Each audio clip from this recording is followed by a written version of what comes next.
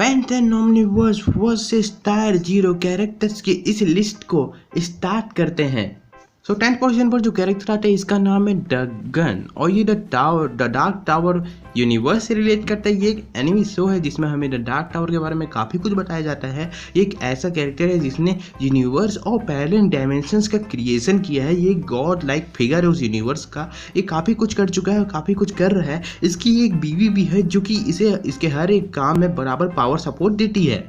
9th position पर जो character आता है उसका नाम है फ्रिजरिन अगस्टा अरोरा। इसके ऊपर मैंने एक बैटल वीडियो बना रखी है किस तरीके से ये वनएम को ऑल को टक्कर दे सकती है और किस तरीके से एक गेमिंग कैरेक्टर है। इसके पास बहुत से स्पेशल पावर्स हैं, जैसे कि इसके पास एक स्पेशल एबिलिटी जिसे हम कहते हैं हमारे साधारण भाषा में ओमनीपोटेंट, ओमनीप्रेजेंट एंड ओमनीसियंस। ये एक ऐसी कैरेक्टर है जिसके लगभग अपने ज़्यादातर पावर्स इसके सींगों में बसे हुए हैं और इसके कारण इसकी जो सर के ऊपर में एक एंजेलिक चक्री एक तो है, इसके अंदर भी इसके कई सारे पावर्स बेस करते हैं। ये यूनिवर्स को क्रिएट तो नहीं करी है लेकिन यूनिवर्स की सेकंड मोस्ट पावरफुल कैरेक्टर में गिनी जाती है और इस कारण से ये एक ओमनीपोटेंट कैरेक्टर भी है उस एनिमी यूनिवर्स की।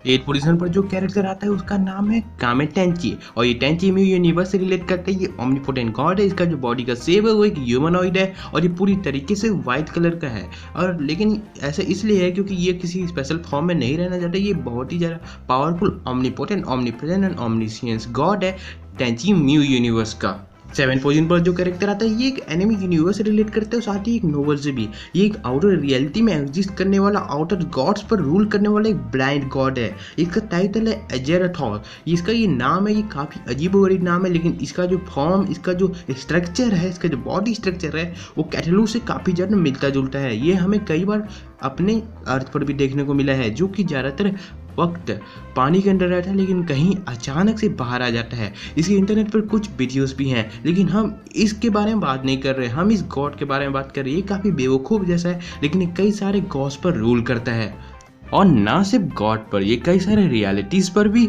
रूल करता है। उन सभी रियलिटीज़ की पावर्स को ये खुद अपने अंदर बार बार कंज्यूम करता रहता है। 6th पोजीशन पर जो कैरेक्टर आता है उसका नाम है द क्रिएटर और इसे यूमिको के नाम से भी जाना जाता है। इसका एक स्पेशल यूनिवर्स और साथ में ये फ्रिजरिन अगस्टा अरोरा के जैसे ही पावर्स रखता है लेकिन इतना है कि ये वहाँ पर का वन एंड ओनली गॉड है। और अगर हम इसके अपीयरेंस की बात करें तो इसका बॉडी से बिल्कुल वाइट ह्यूमनॉइड के जैसा है और ये ज़्यादातर वक्त आउटर स्पेस में ही घूमता रहता है। 5th पोजीशन पर जो कैरेक्टर है उसका नाम है मैन ऑफ मिरेकल। तो man of miracle image comic नाम के एक यूनिवर्स का क्रिएटर है, वहाँ का गॉड है, एक ओमनीपोटेंट कैरेक्टर है उस कॉमिक पब्लिकेशन का।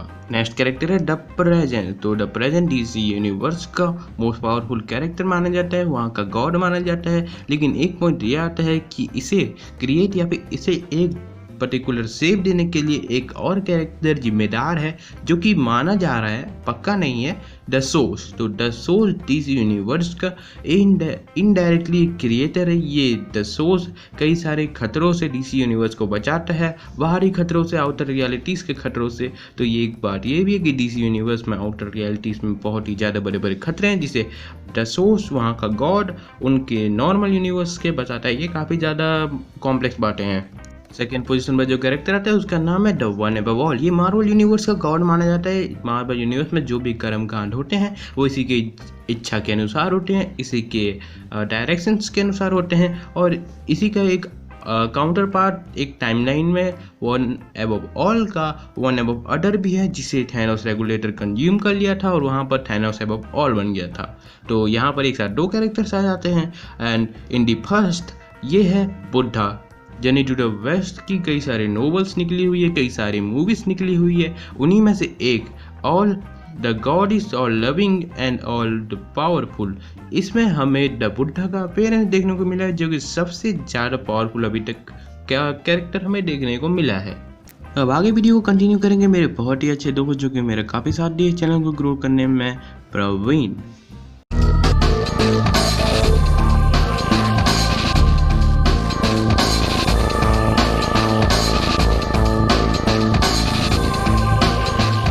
सबसे पहले मैं पुल3 चैनल को धन्यवाद करता हूं, उन्होंने मुझे अपने साथ कोलैब करने का मौका दिया। मैं इसी वीडियो में आप सभी को बताऊंगा कि टायर जीरो कैरेक्टर्स और omnipotent, omniscience, omni presence in दोनों में को ज्यादा पावरफुल है।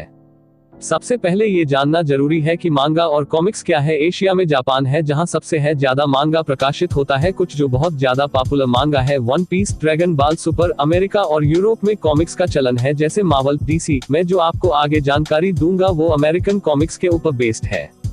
कॉमिक्स और एनिमेटेड शो की दुनिया फिक्शनल रियलिटी के ऊपर बेस्ड है। फिक्शनल रियलिटी सबसे पहले आता है लाइफ फ्रॉम का सकल है जिसमें लाइफ, डेथ, क्रिएशन होता है। यह सकल लिविंग ग्रह में हमेशा चलता रहता है। इसी तरह लाइफ फ्रॉम किसी एक गैलेक्सी में चलता रहता है। इस पूरे गैलेक्सी को हम यूनिवर्स के नाम से जानते हैं। मार्वल और डीसी में कुछ कैरेक्टर्स है वो यूनिवर्स को अपने अनुसार इसमें बदलाव करने की काबिलियत रखते हैं जैसे Silver Surfer, Infinity Gauntlet, classic Doctor Strange, Doctor Fate, Doctor Manhattan.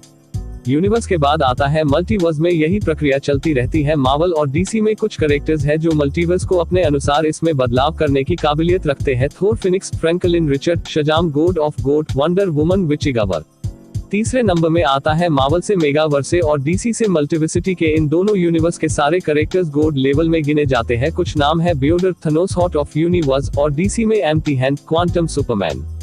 पहले नंबर में आता है मार्वल में मार्वल ओमनिवर्स और डीसी में डार्क मल्टीवर्स ओवर वाइट के साथ। यहाँ अपने अनुसार इसमें कॉस्मिक लेवल बदलाव करने की काबिलियत रखते हैं। दोनों यूनिवर्स के कुछ characters one below all, the Fulcrum, Perpetua, Michael Demiurgos. अब हम देखते हैं मार्वल ओमनिवर्स में कुल 215 डायमेंशन है। डीसी में कुल 72 डायमेंशन है। डायमेंशन इन्हीं डायमेंशन कुछ कैरेक्टर्स है ओमनिवर्स से लेकर आउटर वर्स तक के पूरे रियलिटी को अपने मन मुताबिक बदल सकते हैं। मार्वल से थनोस रेगुलेटर, इसकेथन द अप्रूवर और डीसी से Lucifer, morning star, the ultra monitor. इसी वीडियो से आपको भी ये पता चल जाएगा कौन सा यूनिवर्स ज्यादा पावरफुल है। मार्वल और डीसी दोनों में है।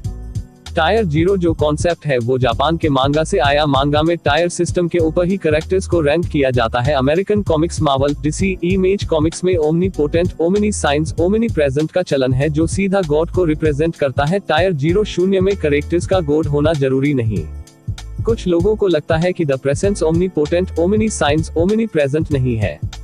उनका ये भ्रम भी मैं दूर कर देता। Omni potent, omniscience, omni present जो है उसका कोई फिजिकल फॉर्म नहीं, वो अपने मन मुताबिक कोई भी रूप बदल सकता है। जब the presence rock of wizards के ग्रुप के समाने आए थे तो द ममर जो खुद एक गॉड वो भी उसे नहीं पहचान पाया। जब द प्रेजेंस सबसे 3 एंजल्स को बनाया था, वर्टिगो कॉमिक्स में गैब्रियल, लूसीफर, माइकल को बनाया तो एक कॉमिक्स में गैब्रियल पहले द प्रेजेंस की नकली कॉपी को मारता है, फिर बाद में लूसीफर द प्रेजेंस की नकली कॉपी को मारता है। आखिरी में पता चलता है ये सब द प्रेजेंस की चाल है। ये सारी फोटो आपको ऊपर में दिख रहा होगा। द प्रेजेंस की लास्ट अपीयरेंस आखिरी बार एलेन बेलोक को अपनी omni potent, omniscience, omni presence की पावर दी थी। उसके द प्रेसेस न्यूट्रल हो गए थे। द सोर्स डार्क मल्टीवर्स का omni potent, omniscience, omni presence है। ज्यादा जानकारी के लिए new God, death of new God, Doom war event में आपको द सोर्स की जानकारी मिल जाएगी। द सोर्स को डीसी में गॉड वेव के भी नाम से जाना जाता है। फिर भी यदि किसी को द प्रेसेस से omni, omni science, omni presence नहीं लगता है तो उनसे मैं बस इतना ही कहना चाहता हूँ, भाई मार्वल, डीसी, मांगा, एनिमेशन को देखना पढ़ना छोड़ दो, क्योंकि आपको द प्रेसेस के जादू, इवोल्यूशन, मायाजाल को समझना आपके बस का नहीं है। सिर्फ मोटू पतलू, छोटा भीम और सोन परी देखो। मार्वल में omnipotent, omniscience, omnipresence, one above all, Thanos regulator सिर्फ 2 है और डीसी में द प्रेजेंस, द सोर्स, एलेन बेलोक 3 omnipotent, omniscience, omnipresence. नतीजा आपके सामने है कौन ज्यादा पावरफुल है। इस वीडियो के बनाने के लिए सिर्फ ऑफिशियल डाटा का उपयोग किया गया है जिसकी फोटो आपको ऊपर दिख रही होगी। रुको रून किंग थोर बारे में कुछ जान लो। मार्वल ने अपने इंसाइक्लोपीडिया में बताया है रून किंग थोर का एसगार्ड और उसके नो रिलेम मार्वल यूनिवर्स की तरह काम करता है। जो बातें कॉमिक्स में छूट गई थी उसे इंसाइक्लोपीडिया में बता दिया गया है। थोर का रून किंग थोर उसे सिर्फ निया ओमिनी साइंस की पावर देता है। अगर रून किंग थोर ओमिनी वर्शल है तो सिर्फ वो अपने नो रिलेम को क्यों नहीं बना पाया? उसको लाइफ फ्रॉम के सकल को शुरू करने के लिए क्यों मर्ज हो गया अपने यूनिवर्स से? आपने अंधेर नगरी और चौपट राजा तो सुना था। अब या तो मार्वल इंसाइक्लोपीडिया में झूठ लिखा है या फिर आपके चहेते यूट्यूबर आपको गलत जानकारी दे रहे हैं। रून किंग थोर का Marvel encyclopedia Omni potent, Omni science होने का कोई जिक्र ही नहीं है।